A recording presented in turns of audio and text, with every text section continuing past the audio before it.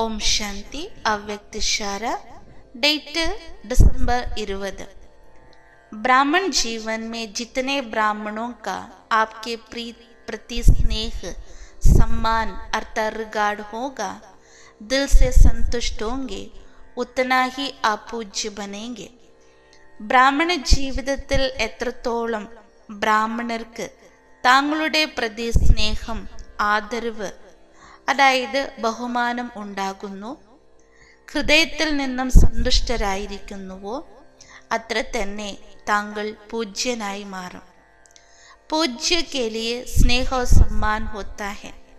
പൂജ്യരോട് എപ്പോഴും സ്നേഹവും ബഹുമാനവും ഉണ്ടായിരിക്കും.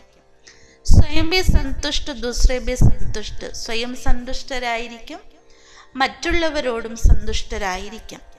अगर असंतुष्ट करने वाला आपको असंतुष्ट करने की कोशिश करे, ഒരു പക്ഷേ അസന്തുഷ്ടനായിരിക്കുന്നവൻ താങ്കളെ അസന്തുഷ്ടപ്പെടുത്തുകയാണ് എങ്കിൽ, അതിനുവേണ്ടി പ്രയത്നിക്കുകയാണെങ്കിൽ, തോ ആപ് ശീതളതാ കോ ധാരൺ കർന.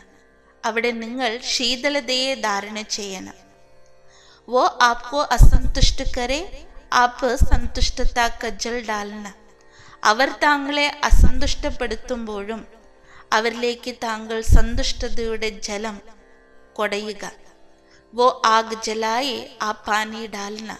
അവർ അഗ്നിയായി കത്തുമ്പോൾ താങ്കൾ വെള്ളമായി ശീതളമാക്കണം.